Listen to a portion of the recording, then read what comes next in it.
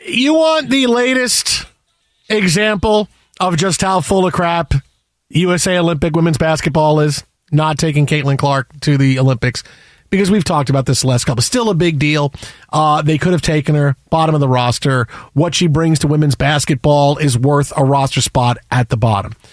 But they just keep getting in deeper when they try to defend not taking Caitlin Clark. To wit, today, the big story was Jen Rosati, former UConn star point guard, who was the selection committee chair. So she was in charge of the committee that selected all the players. And the headline today was the reason Caitlin Clark was not selected is because of her inexperience. I'm like, okay. Well, now, in theory, that sounds great. In theory. Her experience is not there because there's a lot of players that have experience. There's a lot of players on the team that have experience with the national team. She wasn't able to do it this year because she was leading Iowa to the national championship game, so I understand. Which is still kind of a dopey time to have that, which is a whole other problem. Let's have it here. Let's have it when, potential participants are still playing, whether it's Caitlin Clark, Angel Reese, whoever on a given year might still be engaged in the NCAA tournament. Nah, we don't even need them crashing the gate to come to tryouts. So here's your reason you're getting it's Quinn. Okay, all right, I get it. Still, you could have put her at the bottom of the roster. No one's going to care how much she plays. Obviously, you have a problem with the women who were selected would have a problem with Caitlin Clark going, which you have to tell them, tough. She's barely going to play. She's big for women's basketball. Embrace her and stop being a baby. I would tell everybody, stop being a baby about Caitlin Clark. You're being stupid, and all you're doing is hurting the sport. But here's where nothing holds water, and I could tell you that they looked for a reason to say no for Caitlin Clark. Inexperience, right? Inexperience. Even Diana Taurasi talked about it. This is going to be her sixth Olympics, and she said, I remember my first one, and this will be good for Caitlin in the long run, be able to do all different kinds of things. I remember when I was taken, the veterans took me under their wing.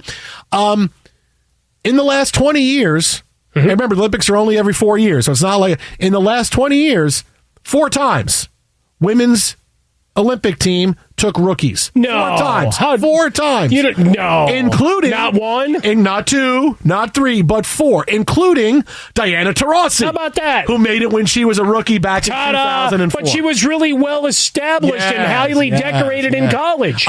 She won championships. Nobody had a better individual collegiate career than Caitlin Clark, who had the best collegiate career than anybody in the history of the game. But you're going to tell me it's inexperience, but yet you took a rookie basically every year, whether it was Candace Parker, you took her, you as I said, Diana Troy, who now is talking about what it's like not making the team when you were taken as a rookie.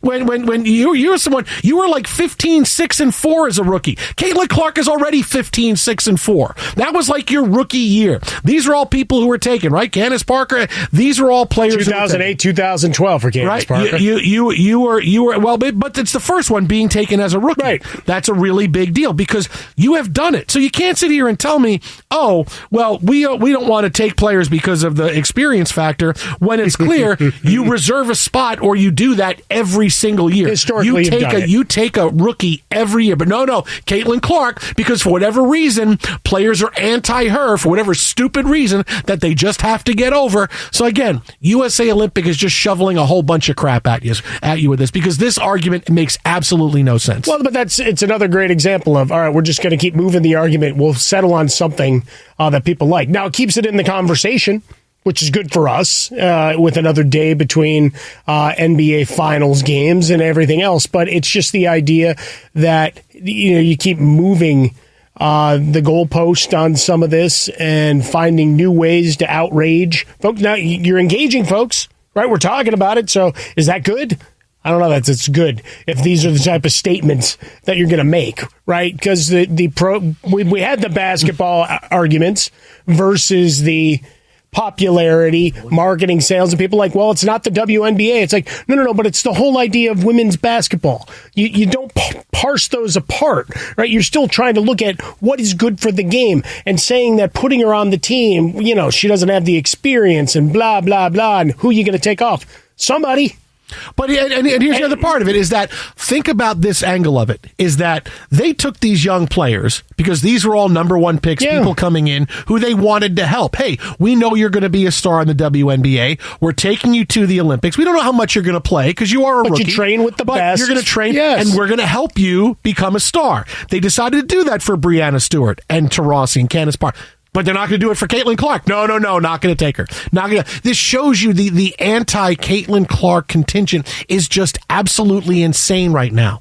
It's just insane, and it makes no sense. I would almost rather somebody just pull the curtain back and say, "Hey, we're only doing this to keep the conversation going. We're only doing this and treating Caitlin Clark poorly because, boy, it's a big story. She's playing it's a big story, and when we don't give her things or we foul her hard or we don't pick her for the Olympics, it's still a big story. So that's why we're doing it. We really love her, but we're doing this because, boy, this gives you more stuff to talk about." I would almost rather they say that. Say, we really like her, but this doesn't, We're collectively playing the heel for this narrative. Because it's fun. Everybody loves Caitlin Clark. You can hate us. Or someone gets in front of a microphone and goes, "You know what? We've won 7 in a row. We don't want her riding our coattails. This is our team. We get to run it back." To hear Jen Rosati say, "Oh, it's about experience," like they were just how can we say no?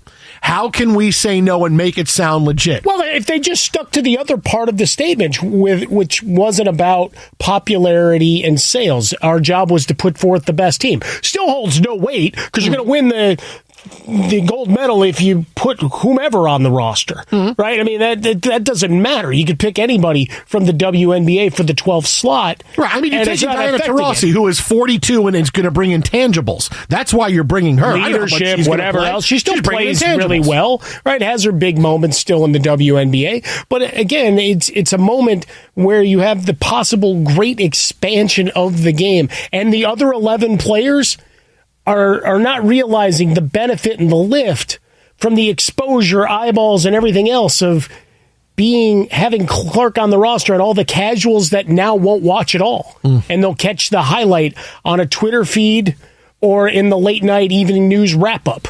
Exit Albata Fresca, exit Swollen Dome, the Jason Smith Show with my best friend Mike Harmon. Just know, they just find a way to not like her, and it just gets worse and worse for them every single day. Just keep doing your thing, Caitlin Clark.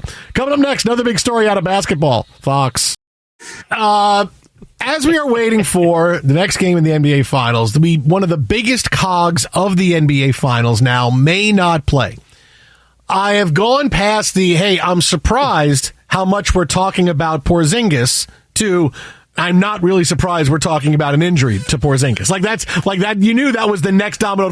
Hey, we're talking about how good he's going to be, how good he's playing. What a difference maker he is. Yes. What's the next thing we're going to talk about? You know he's going to get hurt. And ta-da! Kristaps Porzingis is hurt, and his status for Game 3 is in question. Now, he walked with a pretty good gait to media availability earlier today, but Mark Stein, who joins us on the show, had that as part of his coverage this morning, that all of a sudden, he was banged up after Game 2, said, you'd have to kill me to keep me out there, basically. And he goes, well, I hope it doesn't come to that. But now all of a sudden his status is up in doubt. And, he was the X factor coming into the series. We talked a lot, and we'll get into Drew Holiday and everything else, but Porzingis and what Porzingis might be, the minutes he'd be able to play, effectiveness, all of that through 2 games. It was fantastic. It's unbelievable. And then bam! Knicks, unbelievable. A former Knicks star. Hey, I'm the key to the finals.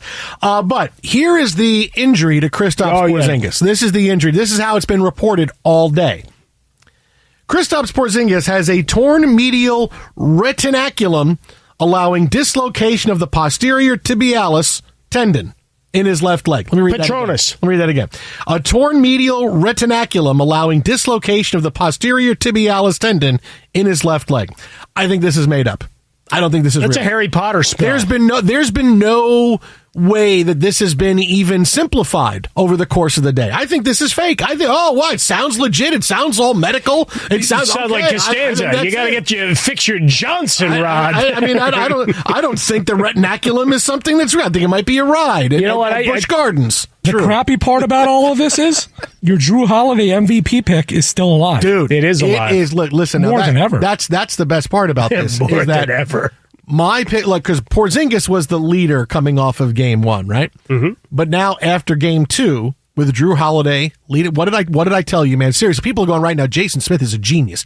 I got 66-1. You found he was 100-1. I said, give me Drew Holiday for NBA Finals MVP. It's not going to be Tatum and Brown. They're going to wind up splitting the success. But Holiday is a guy that he's going to take front and center because he's going to hold Kyrie down, and he's going to be the guy, the through line, the big storyline throughout the NBA Finals. And what have we seen so far? Kyrie Irving has stunk.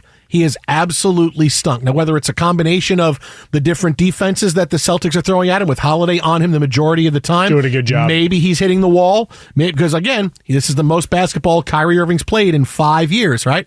It's a long time. 5 years, most basketball he's playing, so you know he's going to hit the wall at some point. He's busy chirping with Celtics fans. He has been terrible. Drew Holiday is at the forefront of that. Game high in points in game two. All of a sudden, my Drew Holiday NBA Finals MVP pick, look how great I am.